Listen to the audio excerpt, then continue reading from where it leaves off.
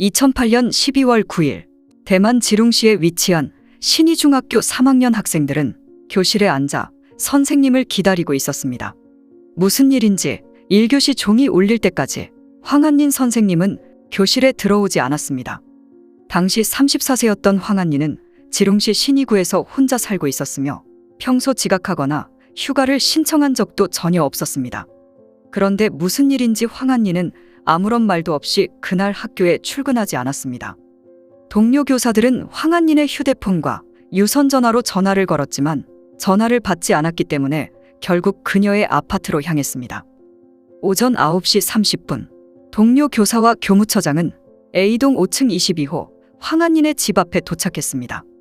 현관문은 닫혀 있었지만 문틈 사이로 TV 소리가 선명하게 흘러나오고 있었습니다. 현관문 앞에 있는 신발장에는 황한닌이 평소 자주 신던 신발도 놓여 있었습니다. 그런데 몇 분 동안 계속해서 문을 두드려도 아무런 응답이 없었습니다.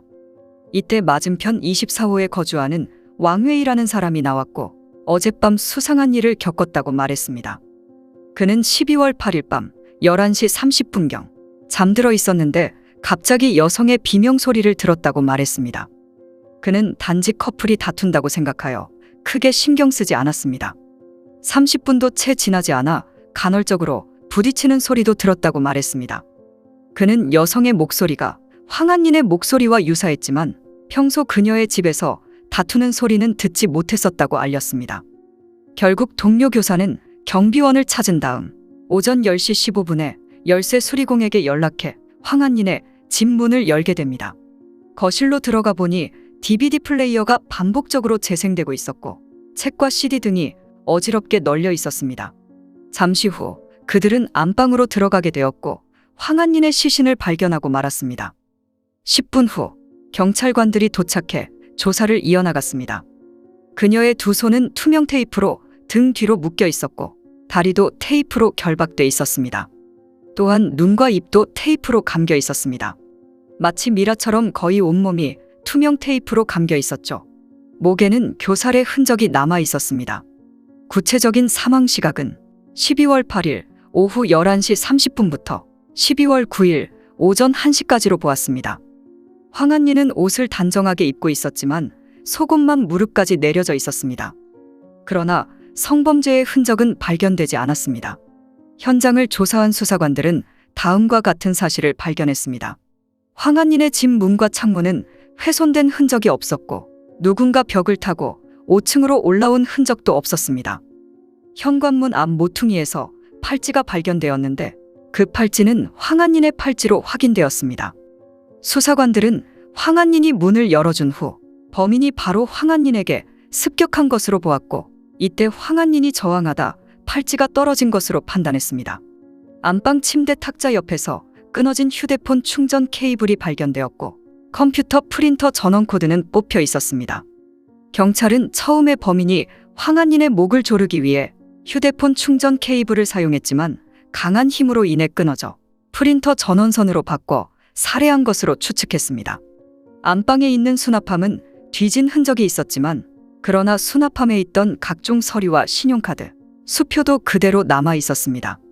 분실된 물건은 많지 않았지만 그녀의 친척들과 친구들을 통해 하트 모양의 금 목걸이와 한 쌍의 금 귀걸이 및 붉은 수정 목걸이가 사라진 사실을 알아냈습니다. 황한닌의 집에서 여러 개의 족적이 발견되었는데 족적은 한 사람의 것이 아니었기 때문에 적어도 범인이 한 명 이상일 것으로 보았습니다. 지문이 채취되지 않았기 때문에 범인들은 장갑을 착용했을 것입니다.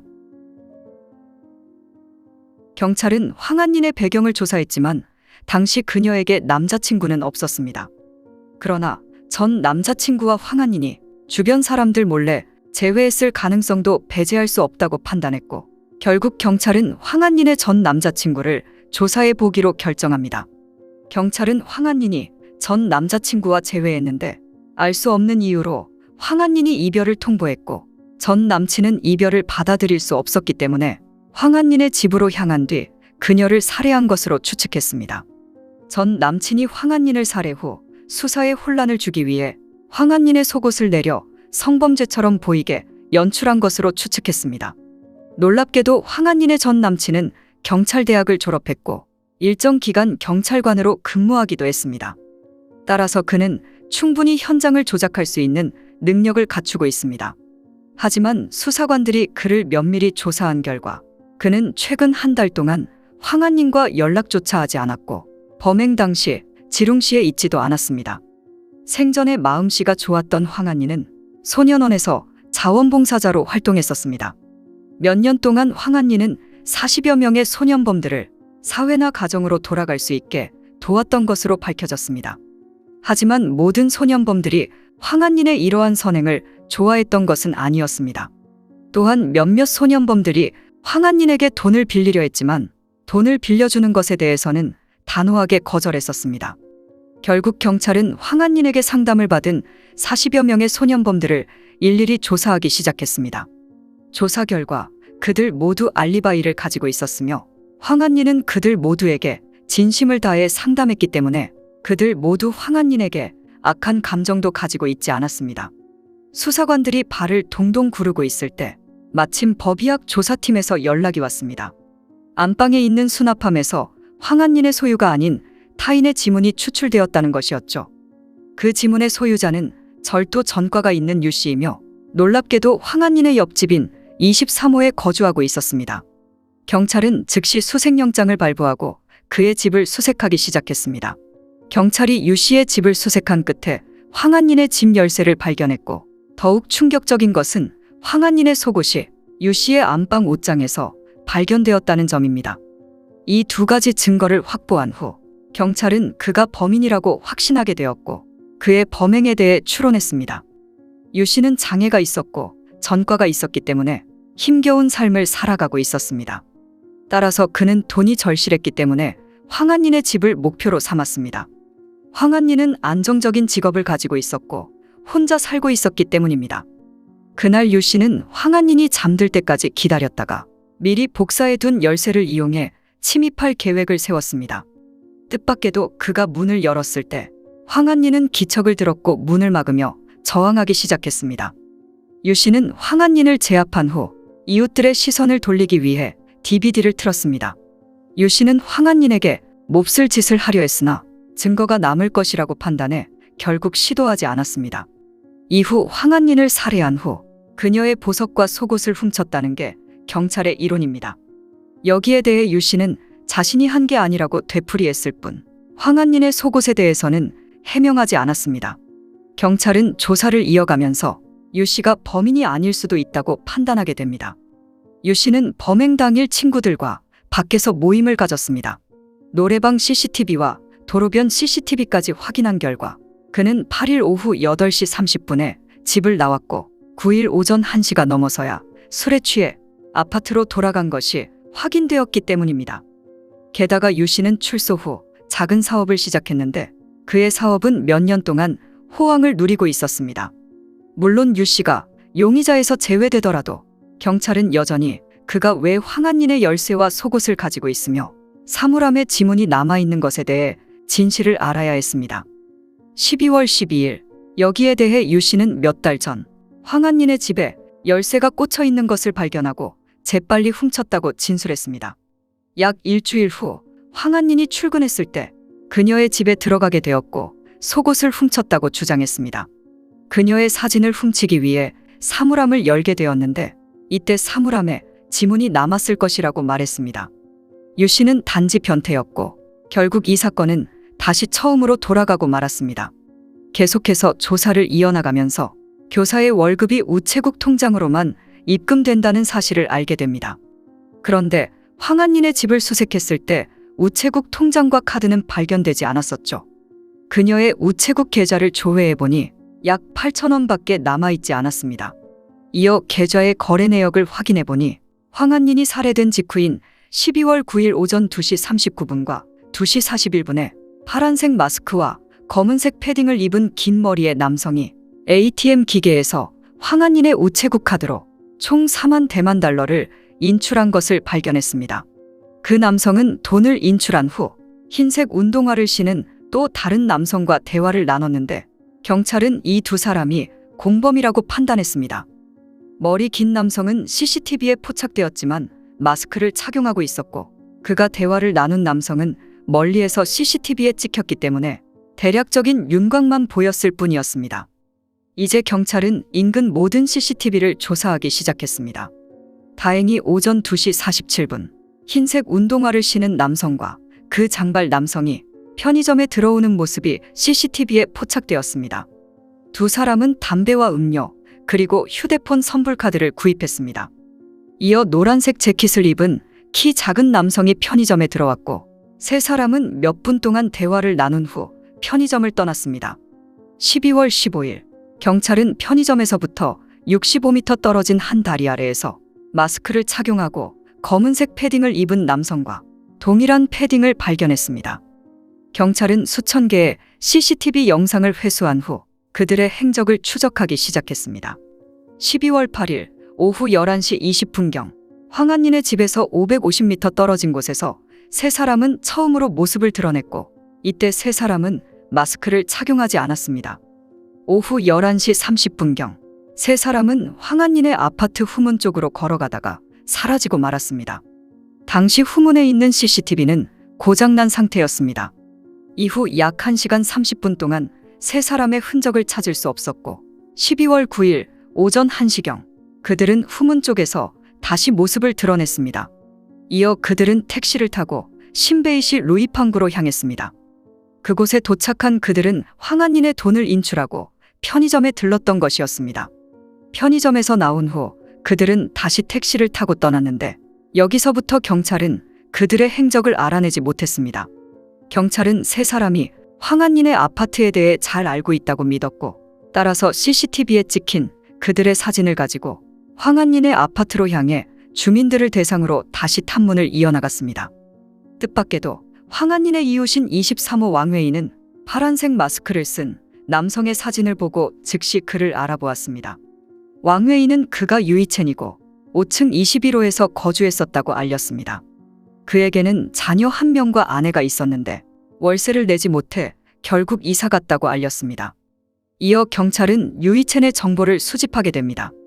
유이첸은 당시 23살이었으며 오랫동안 실직 상태였고 2008년 6월 30일 그는 성범죄로 징역 2년에 집행유예 4년을 선고받았었습니다.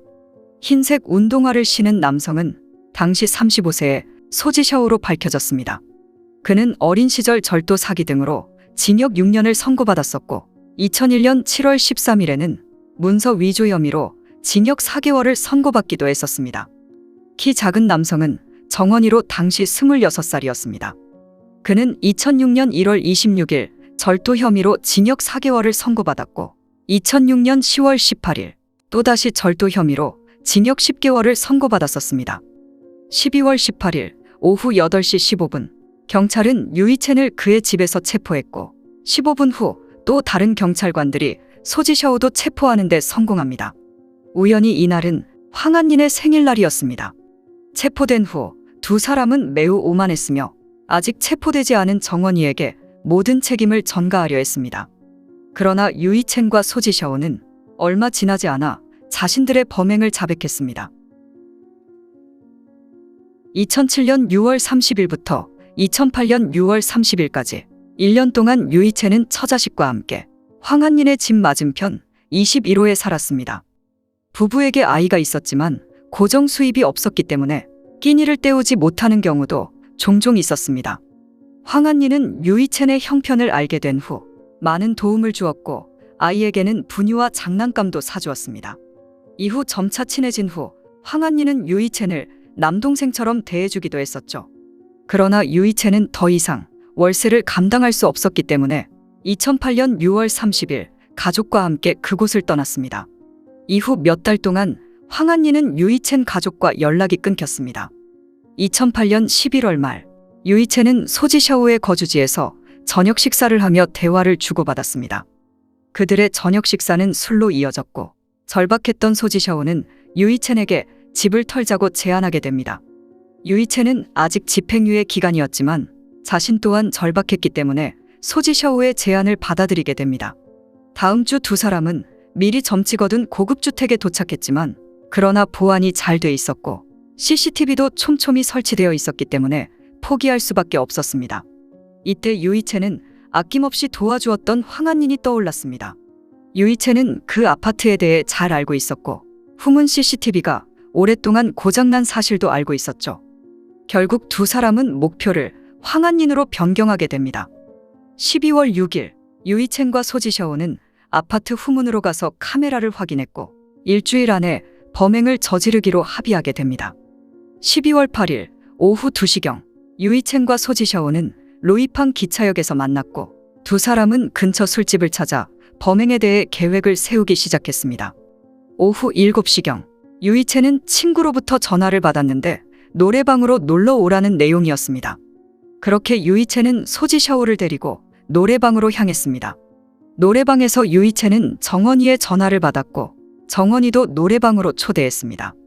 정원이는 절도 전과가 있었기 때문에 두 사람은 정원이에게 계획된 범행에 대해 설명했고 결국 함께하자고 제안하게 됩니다.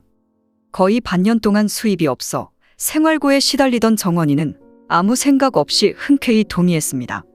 그렇게 그들은 그날 밤 행동에 나서기로 결정했습니다.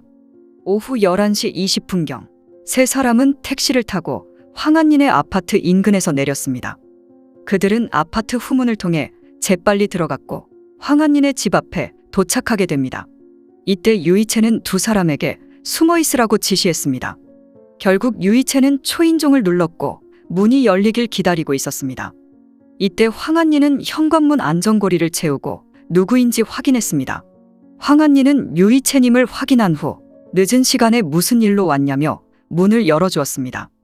유이체는 아무 말도 없이 황한린을 제압하기 시작했고 문 밖에 숨어있던 소지샤오와 정원이도 황한린에게 사납게 달려들었습니다. 세 사람의 의도를 알아차린 황한린은 돈을 다 주겠다고 말했지만 세 사람은 여전히 아무 말도 하지 않았습니다. 유이체는 집안의 소리를 은폐하기 위해 DVD를 재생시켰습니다. 소지샤오와 정원이는 힘을 합쳐 황한린을 안방 침실로 끌고 갔고 테이프로 결박하기 시작했습니다. 이어 세 사람은 황한린의 귀중품들을 찾기 시작합니다. 이때 황한린이 계속해서 몸부림치고 훌쩍거리자 소지샤오는 황한린의 속옷을 내려 조용히 하지 않으면 윤간할 것이라고 위협했습니다. 10분 동안 그들은 황한린의 귀금속과 우체국 카드를 훔쳤고 황한린을 위협한 뒤 비밀번호를 알아냈습니다. 유이체는 집행유예 기간이었고 황한린이 자신을 잘 알고 있었기 때문에 만약 황한린을 살려둔다면 분명 잡힐 것이라고 판단했습니다. 따라서 결국 그는 황한린을 살해하기로 결심합니다.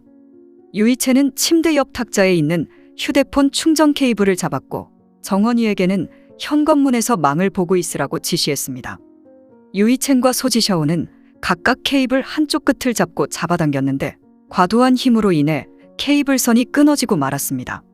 결국 두 사람은 프린터 전원선으로 교체해 황한린을 살해하고 말았습니다. 이후 그들의 행방은 경찰이 확보한 CCTV와 일치했습니다. 다음 날 그들은 황한린의 목걸이와 귀걸이를 전당포에 맡긴 후 2만 대만 달러를 받았습니다. 세 사람은 그 돈을 유흥비로 탕진하고 말았습니다. 붉은 수정 목걸이는 쓸모가 없다고 판단해 버렸다고 진술했는데 끝내 그 목걸이는 발견되지 않았습니다.